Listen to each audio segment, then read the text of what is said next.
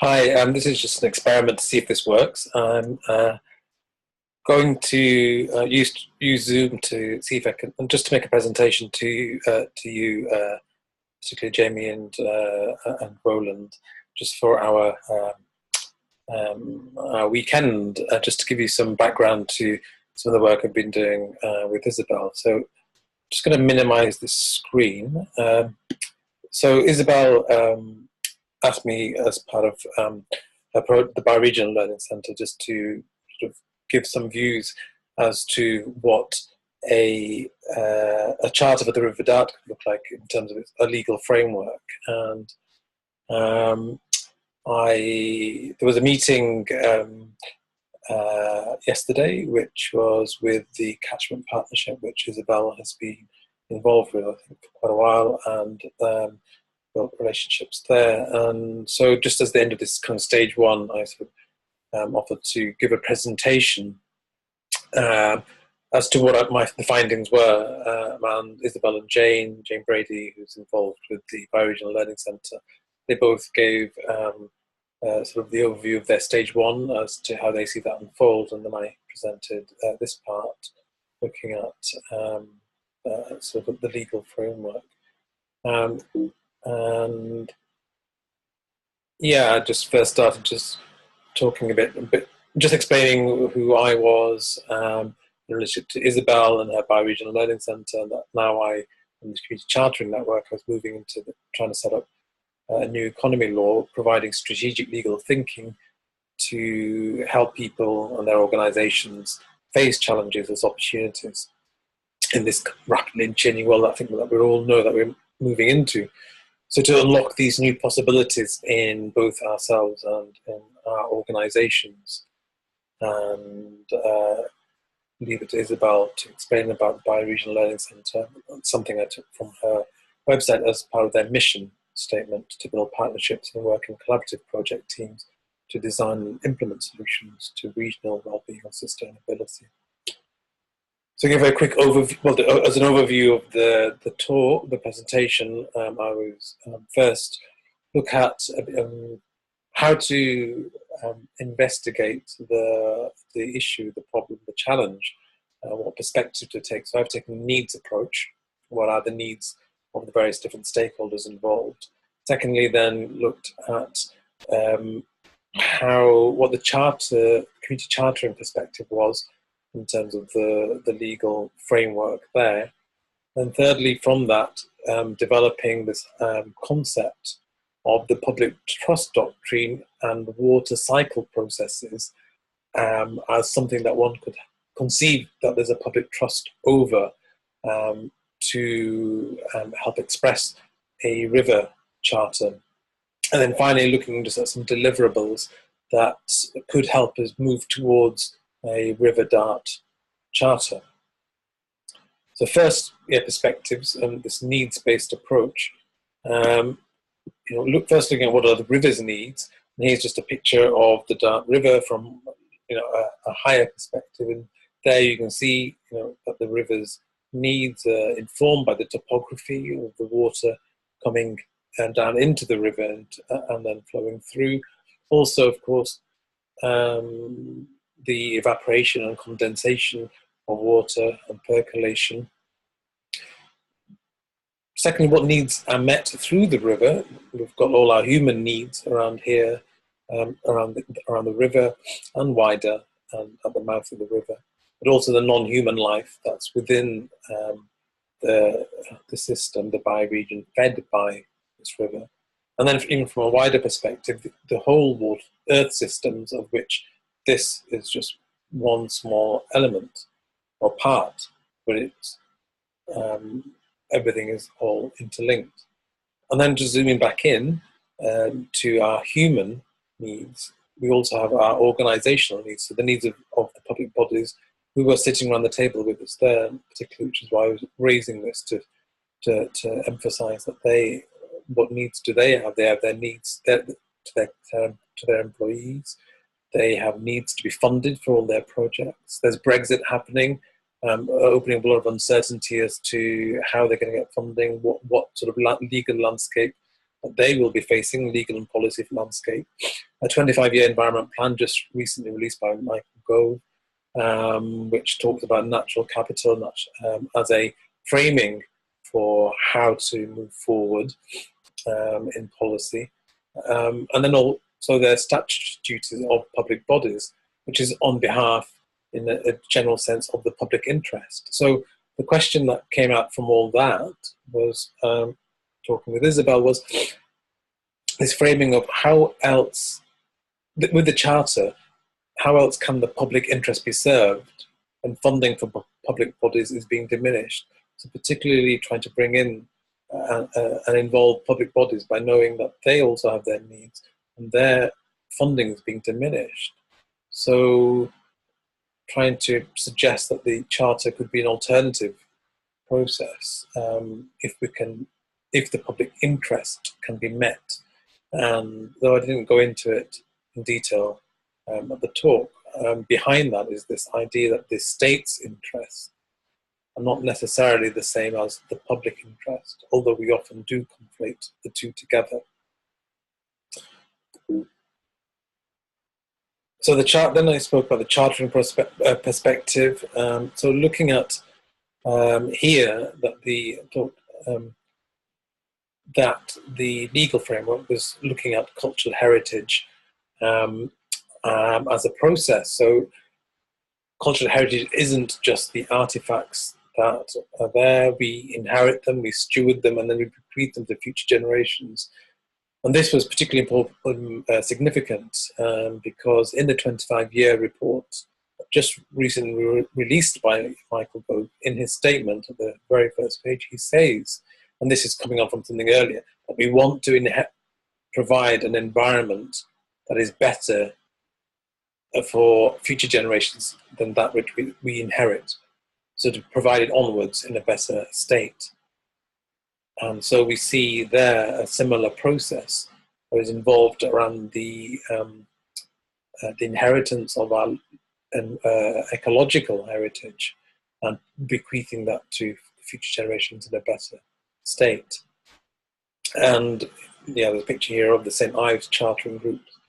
And of course, what we're doing here is we're making the intangible more visible, this meaning making through this process. And what has come out from some work with the Rain Conservation Trust, which is over the Tamar in River in the next catchment, and I've been doing some work there, moved there as well. And in fact, I was at their consultation just today when they're looking at doing an envisioning for what the Conservation Trust can do.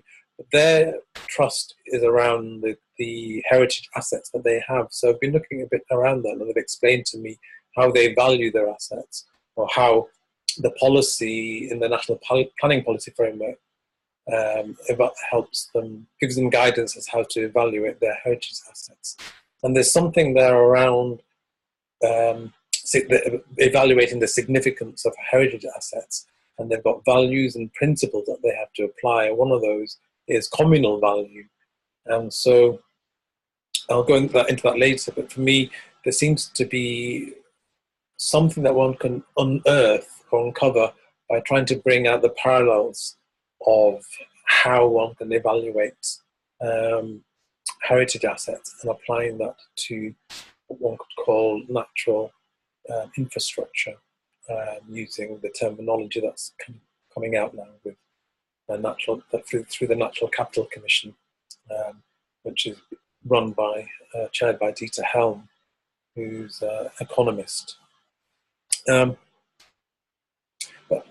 what I was bringing out for the meeting there was this difference between what we were trying to do, this commoning approach, as one way of governing, as against statutory regulation, which is the way that we're used to.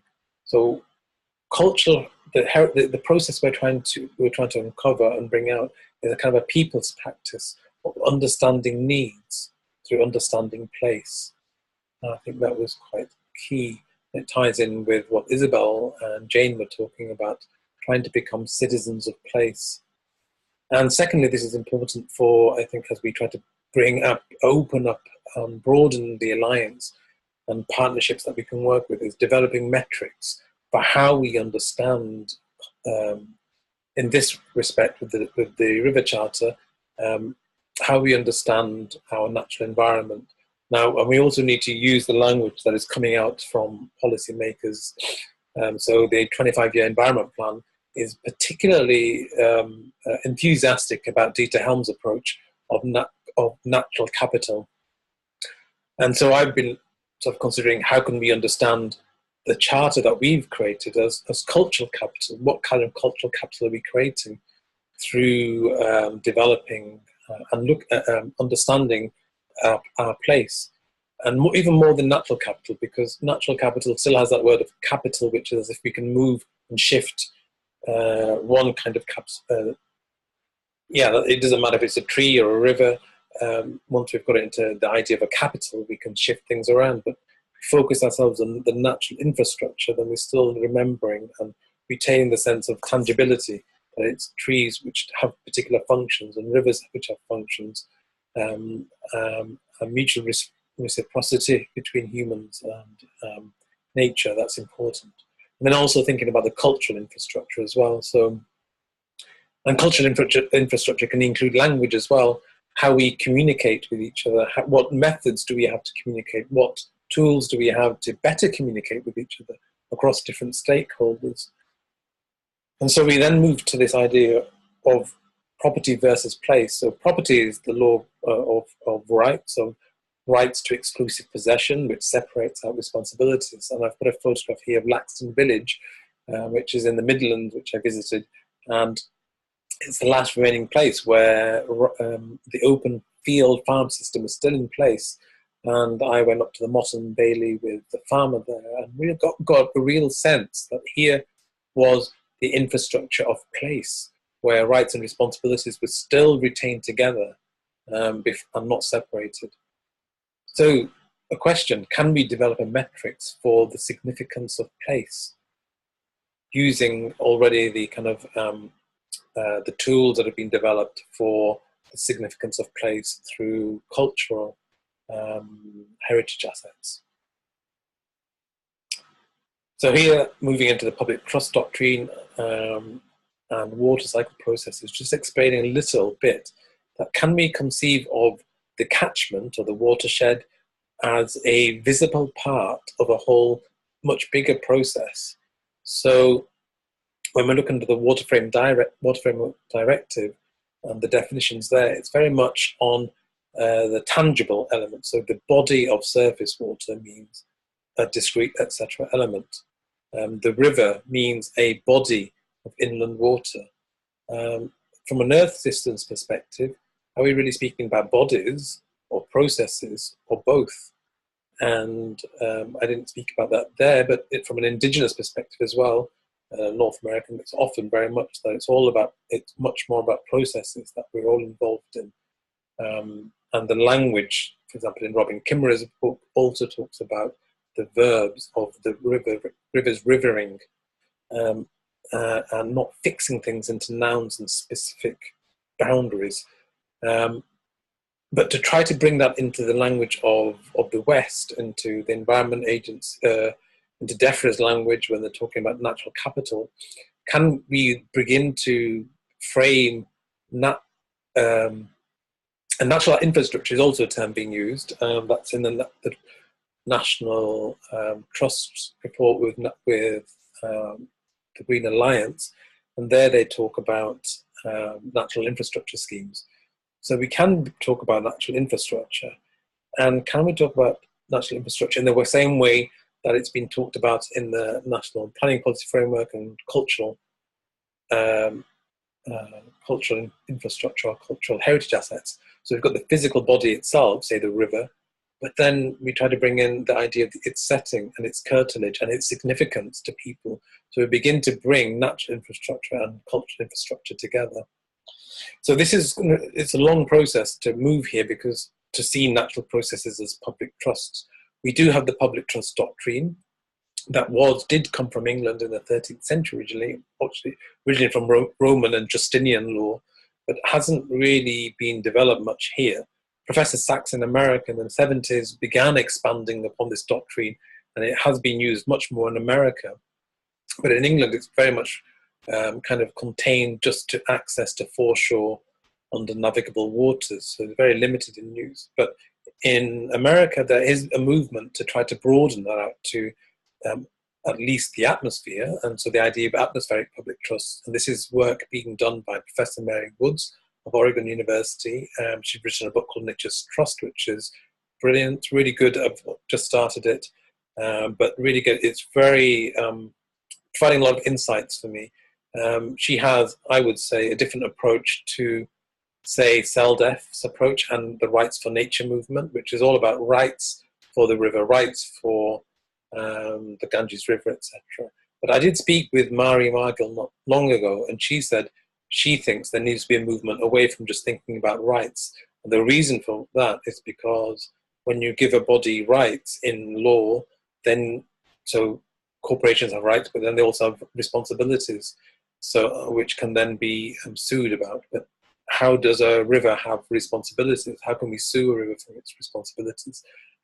When we think about personhood in that way, then we have to think of rights and responsibilities. So she's thinking that their CELDEF's work is moving towards looking at what are the particular qualities of a river that would support life. And I think this really, that's what really gave me the idea of looking at the public trust doctrine, or coming across it and then sort of looking at that. And I think Professor Mary Wood's work, and in particular her values, because I've looked at her essays and she does talk about stewardship, and she's got a real sense of place in her work. And so I'm moving more towards trying to support or work with this, her perspective.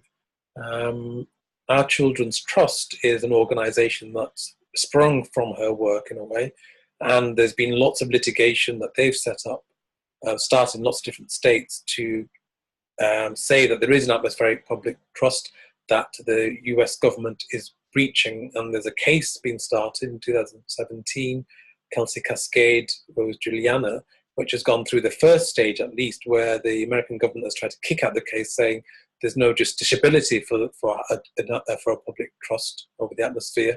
And that first stage case has said that at least it is a justiciable matter. So that in itself is quite significant.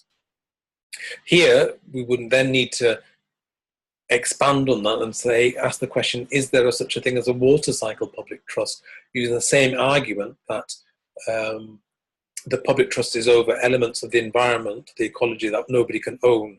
So running water, nobody can own. The atmosphere, nobody can own. So the water cycle, so we can, for me, the key thing here is we're not going against the private interest, land law. We're still saying land law exists, that there is a private interest that somebody has ownership of. But over on top of that, there is the movement of water, which actually nobody owns. It's entrusted to future generations through this movement, in the same way that people move over land, and by moving over land, the public rights of a highway is created, a public right over a private interest can be created. And so once we understand that there's this water cycle that is happening, we can say that there is this public right over this, on top of this private right. And the chartering then becomes this commoning process whereby we begin to unearth and bring out this aspect of the public trust. So it's a people's practice of understanding all the different needs, resolving conflict through place, which is what commoning originally was.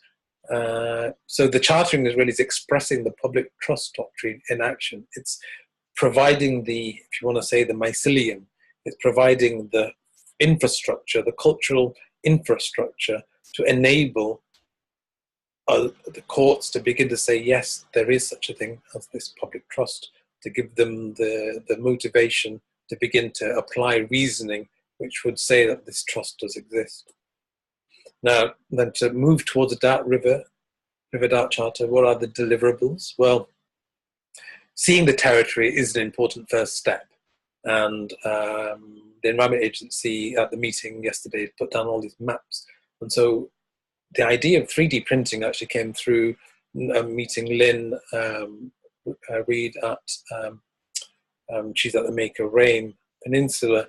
And at the consultation today, they'd done a 3D printing of the buildings 1 to 300 scale and around a big table. It was really good just to see, people were really, really enthusiastic about seeing it in one place and getting a sense of place. And so to get a sense of place, now if you had 3D printing a bit like this, imagine so you could see actually how water was moving in a watershed, you really get a sense then of how your bit of area is influenced and by the upstream, and also you're influencing the downstream. So the young adults there were really into their 3D printing. So there's an idea there of trying to create some sort of an enabler for these young people to produce something like this.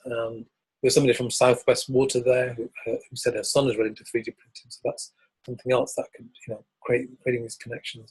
Millbrook is an area on that Rain Peninsula, and there's been a lot of mapping already been done there. And there's a report that was done by the West Country Rivers Trust around a community workshop. So there's already been some mapping that's already been done that can be brought into helping create a model or a pilot for how this 3D printing could be done. So the mapping for the River Charter then would be these stakeholder conversations that Isabel's and Jane creating. So creating that process, developing the metrics. Now that could be the West River Trust kind of expertise. I know that Nick Palin, I think, has done a lot of work around that. But then how can we bring in this natural capital framework to be able to help shape that for them? Because this is all unknowns for everybody. I mean, nobody knows what's going to happen after Brexit. Nobody knows what's going to happen with the 25-year plan, how to actually develop these things. So the more we can handhold the government and say, look, we have some of this knowledge, we can help shape the metrics. And the West Country Rivers Trust has done a lot of work around and got a lot of funding on that. So if we could partner with them, that would be great. And from a legal setting, it's trying to help weave these languages together. So look at how natural and cultural infrastructure could be framed to help the metrics, and how stakeholder conversations, understanding of place can help inform policy. So policy is not top down, but policy is coming from the bottom up, from these conversations, understanding the framing of cultural infrastructure, how that's influencing natural infrastructure and vice versa. So there's a lot of legal research that needs to be done, understanding the public trust doctrine applicability to UK laws, a huge undertaking, a big undertaking, it's a huge but big undertaking, understanding the relevance of the American law, creating the networks with our Children's Trust, and with Professor Mary Woods, and universities, so building that network, understanding the water cycle approach, the public trust doctrine, and the applicability with the natural capital approach. And so then we get back to this original question, how else can the public interest be served when funding for public bodies is being diminished? But it's being served because the communities themselves can bring the local government and the governments to account under the public trust doctrine through the courts. So it's not a statutory, it's not saying there's been a breach of statute, it's saying that that there's a fiduciary duty between from the government to its beneficiaries, being the people, and if there's a breach of that, then by, for example, the water not being maintained to drinkable standards, or even that the law itself may say do X, Y, and Z, but doing X, Y, and Z still isn't sufficient from the people's perspective for a habitable future, then the public trust doctrine would enable them to actually bring an action to the courts, for the courts to make a decision around that. So that's its power. Now, funding for all this, we'll talk about that with Isabel, but it's just really interesting at the moment that one of the talks there was all around the water environment grant system. So there's yeah, and the outside as well. So there's lots of things going on. So I just wanted to give you an overview of, from a legal side, um, what I was speaking about with for the bioregional project learning centre, and also just to experiment with what this would look like as a tool that one could develop. So just ideas around tools that could be developed to what to put into the Community Charter Network's website as well.